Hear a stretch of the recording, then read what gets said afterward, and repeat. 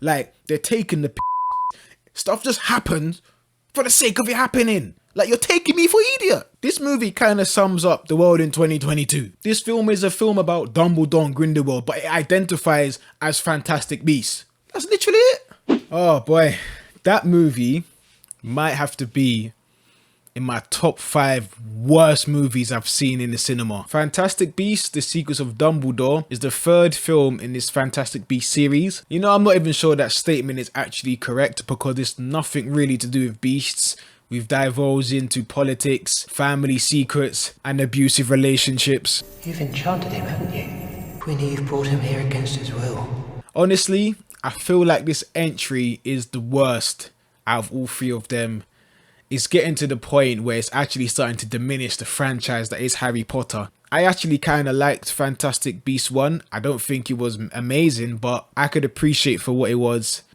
I'm just scared because I feel like they're gonna go down this route where the longer it goes on for, the worse it gets. Sort of like Fast and Furious, kind of like Star Wars. So this film is the build-up of the last 2 movies, following Dumbledore and Grindelwald, whilst dragging along the characters, dare I say, are native to the Fantastic Beasts series. We see Grindelwald's rise to more power and influence, whilst on the other hand, Dumbledore can't make a move against him because of a spell they made when they were young, naive and in love. So now they're just getting other people to sort of make moves for them and they're just orchestrating it like puppet masters. Yeah, that's basically what I got from the whole story. So firstly, I want to say something that I did actually like from this film. I really like Mads Mikkelsen as Grindelwald. I kind of prefer the way he looks over Johnny Depp. He carries his swagger and his presence. And when you see him and Dumbledore, you're thinking, yeah, these lot really are the bosses of this world. Like, they are the Don Dadders. Even though I love Johnny Depp and I'm firmly against the decision to remove him from this franchise, I did feel like his Grindelwald looked kind of wacky with the hair and the eye.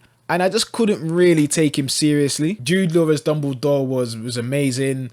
I really liked Layla. I think her name was Layla. I can't even be asked to go check. I think she was a welcome addition. And I guess because of the time we're in, the CGI, the effects, the sort of action that we did get did look pretty good. And let's go on to some bad stuff. And I'm sorry if this comes across as ranty because bloody hell, I can't even be asked to do this with you. How can a film have so many stories yet no story?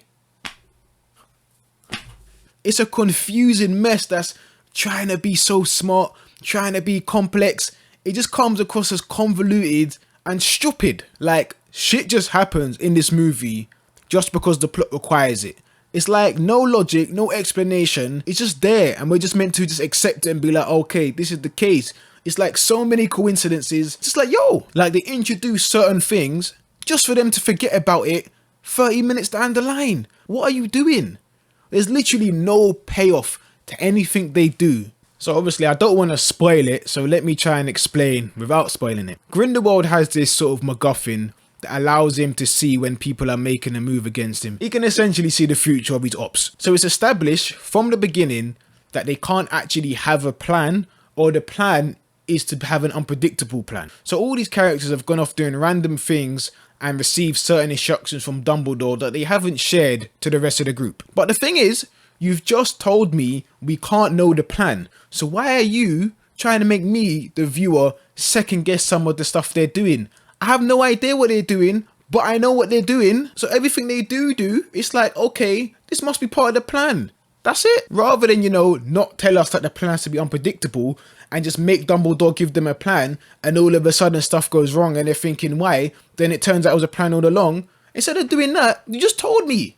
Like, there's so many points in this movie where it tries to make you think that this character is suspicious. It gets you to doubt their actions. But we already know the plan can't be known. So why are you bothering? And the worst thing is, when a plan seems to fail or something bad happens, Dumbledore is so cool throughout the movie, you just know, cool, that was what he intended. Like, you know, in them films, or, you know Sherlock, right? Where the main character's in trouble, they're struggling, and you're generally intrigued, like, how are they going to get out of this predicament? Then it's revealed that this has been kind of their plan. It might go back, it will show you how events happened in a different perspective. Now imagine at the beginning of the episode, they literally tell you it's all under control. The plan is to have no plan.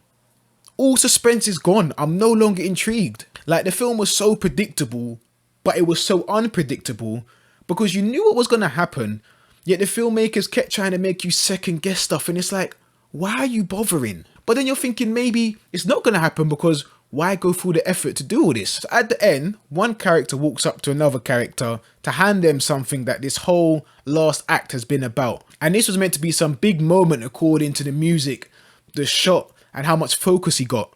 But the person who hands it to them is a person that's been present the entire movie that just so happened to be absent for the last part. We've seen them the whole movie. This is not a surprise. It's not surprising at all. We've seen them already. It's not to say that the person that handed to them we haven't seen or something happened to them so we was a bit in doubt of where they were. This person was perfectly fine. They just literally wasn't present at the last part until they come and done this. But 5 minutes prior to this, they were making it seem like all hope was lost and, you know, we're about to lose. But you forgot to acknowledge that character. And the worst thing is, right, as they led up to this big reveal, I guessed who it could be. And I can't believe how badly I was wrong and how poor it was. The same character we've seen the whole movie. No surprise. And then there are the characters of this film. Look, I'm so sick of Queenie. She is the worst character in this series. Like, her sudden switch of allegiance in the second film was stupid. The way they handled it in this film was stupid. Her character makes no sense. She has no repercussions. She's just not interesting. And because I don't like her, this whole Jacob Queenie relationship, I'm uninterested. I don't care about it anymore. But the thing is, the film tried to make me care. I don't. And then there is Yusuf Kamara or something. I had to search that one up when I was writing a little something for this.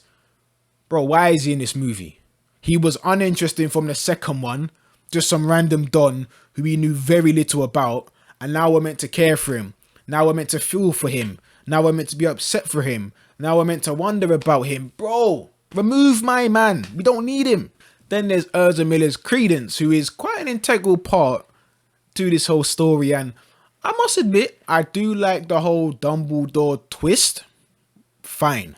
But he's a rubbish character, and he should have just stayed dead from the first one. His arc is poorly executed. He's underdeveloped.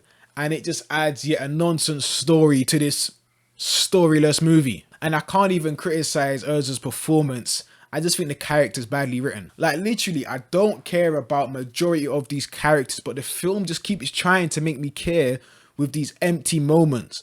And it just feels so flat. You're just wasting my time at this moment. Like, you're insulting me now. You haven't put in the work to make me feel anything for these characters. And anything I did feel, you ruined it from the past two movies. And then the worst part is, yeah, they tried to make this like whole political story where Grindelwald is rising to power and there's this big vote about who's going to be the head of the wizarding world. But you've literally just introduced some stupid beast that basically decides. Why are you acting like there's even a vote? Essentially, whoever this creature bows to is proven to be worthy, good intentions, pure heart, something like that. And the votes were literally based off that. That's not a vote, because in what world are they going to vote for someone else who they think didn't bow to? They literally followed the creature. Why act like it's a vote? Then there's this whole stupid can't move against each other Dumbledore, Grindelwald, locket, dumb, naive in love spell. It got resolved in the most stupidest way. Like, they're taking the piss. They're actually taking the piss. Stuff just happens for the sake of it happening. Like, I can't even say stupid. It just didn't make any sense. But because the story required it, it happened. And we're not meant to question it. Like, you're taking me for idiot. Like, do you really expect me to sit there and gobble this nonsense up and just be happy and to be anticipated the next one? Like, I don't know if they're sitting there thinking we should be grateful. No, I'm not grateful for this crap. You wasted my time. There's no cohesion. No nothing. Like, you've literally ruined this Fantastic Beasts franchise and you're still planning two more. Like I said, the first movie weren't too bad. It wasn't amazing, but it was something different. It was extra stuff in his wizarding world. And it was about Fantastic Beasts. Yeah, they had the little whole, you know, side plot with Grindelwald, whatever. But that just felt like something Newt got roped into. The whole Credence, Homunculite thing, I can't even remember the name of it. Yeah, fine, that was okay. But the way the first movie ended, it ended like it was a one-off.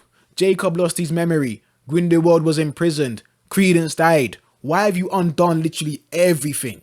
Like, take note from Star Wars. I cussed Star Wars out. But they had Rogue One, which was a solo movie. Fit into this world, added context, it was a one-off movie. Yeah, they're making a little Andor series, but that's nothing to do with Rogue One. They should have done that with Fantastic Beasts and kept this whole Dumbledore secret family stuff separate. Make Fantastic Beasts the filler.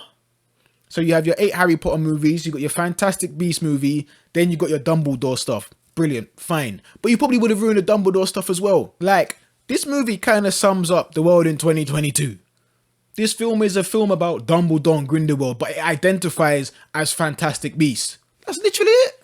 Like, I generally, when writing this whole semi-review out, I really thought I wouldn't have the energy to do it. But as I've gone on, I've just been vexed. I don't know how this is going to turn out, but I am so angry because I genuinely love Harry Potter. I'm new to it all. I only started watching it maybe 5-6 years ago is when I watched all of the Harry Potters. I rewatched it a couple weeks ago. I'm tempted to rewatch it again. But they're just ruining shit. They're ruining it. You're ruining it. But yeah, I rate this film 3 out of 10, 2 out of 10. It honestly is one of the worst movies I've seen in the cinema. I'm actually going to make a separate video on that, but this one's going to be in there. I'm so disappointed. So disappointed. But yeah, it's been your boy Sly, and we out.